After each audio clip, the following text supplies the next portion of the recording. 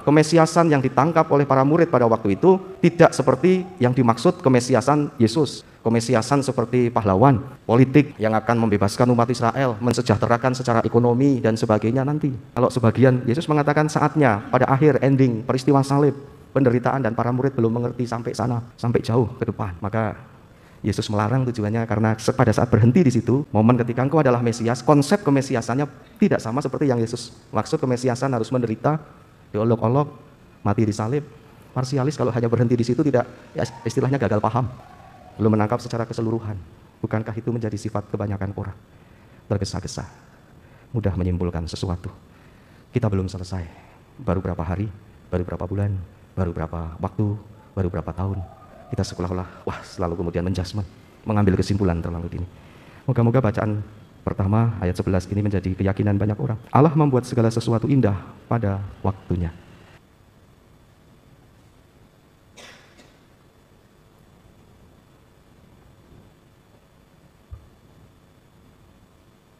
Semoga imammu berpakaian kesucian dan umatmu bersorak kegirangan.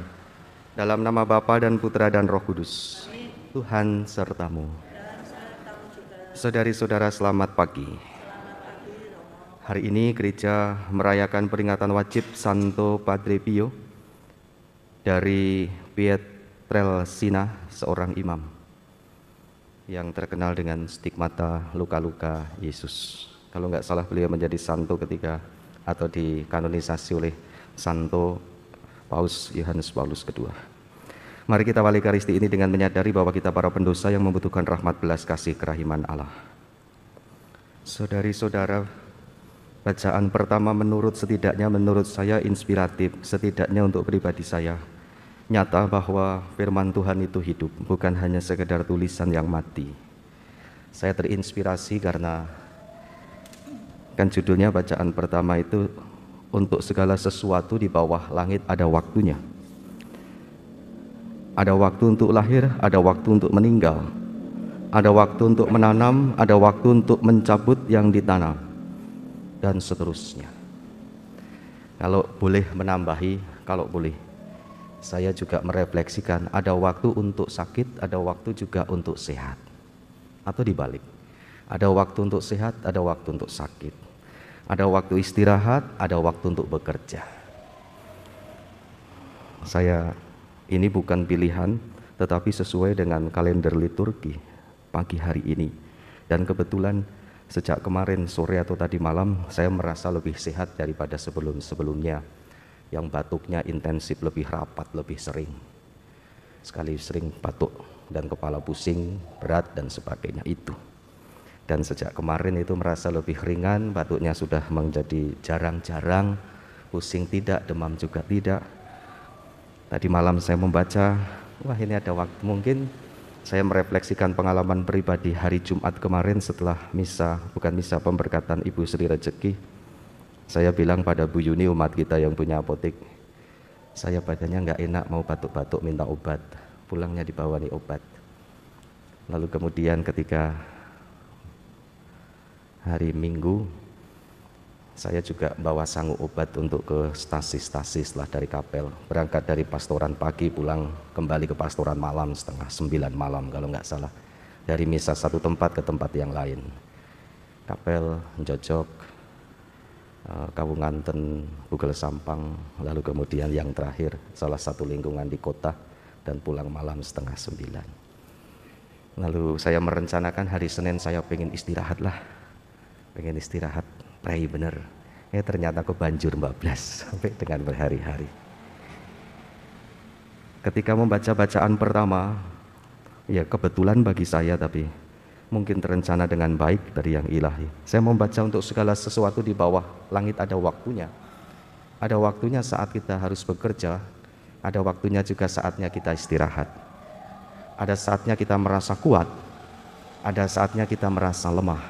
Dan pengalaman sakit mengajari kita kerendahan hati bahwa kita juga punya kelemahan, setidak-tidaknya fisik.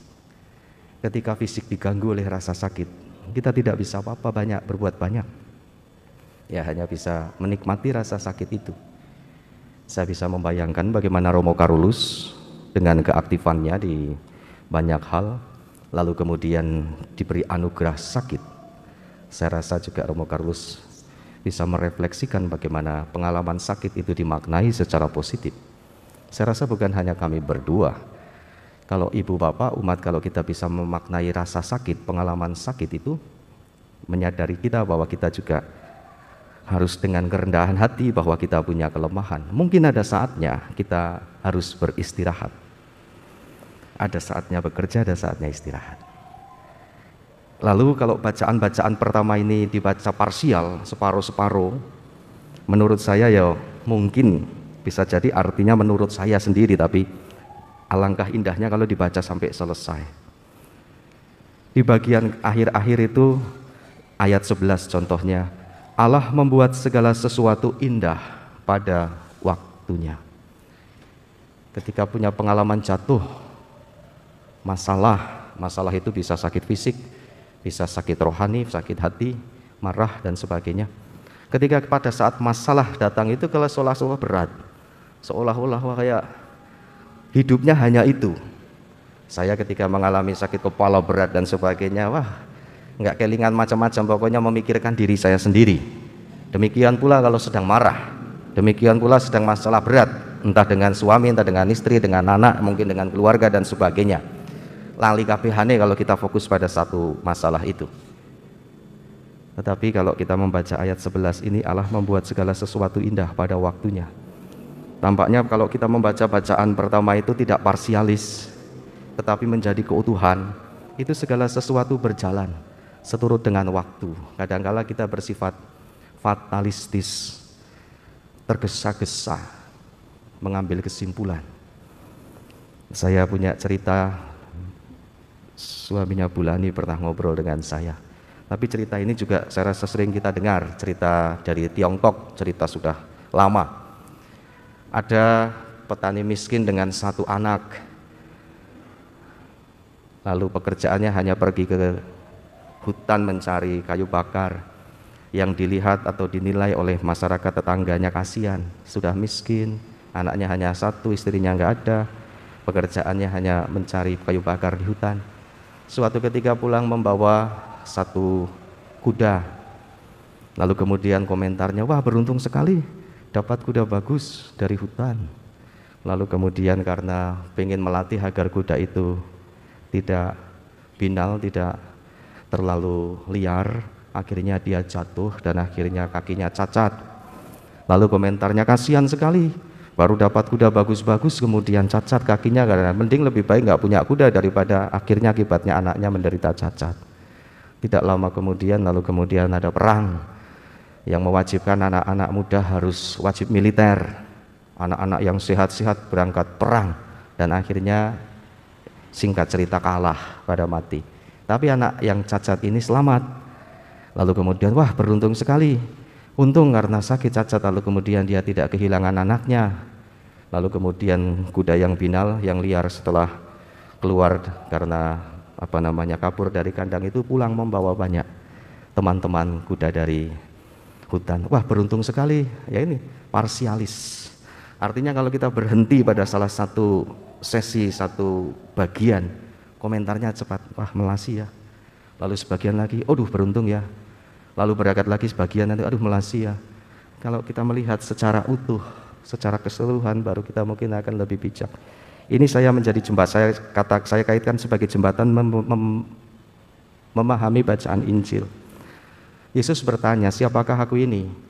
Ada yang mengatakan kau adalah Elia, Yohanes dan sebagainya. Tetapi apa katamu, siapa aku ini? Petrus, Simon menjawab, engkau adalah Mesias dari Allah. Pertanyaannya, Yesus mengapa melarang supaya Petrus diam? Karena Yesus kemudian kalimat terakhir mengatakan, anak manusia harus menderita oleh para tua-tua. Kemesiasan yang ditangkap oleh para murid pada waktu itu tidak seperti yang dimaksud kemesiasan Yesus. Kemesiasan seperti pahlawan, politik yang akan membebaskan umat Israel, mensejahterakan secara ekonomi dan sebagainya nanti.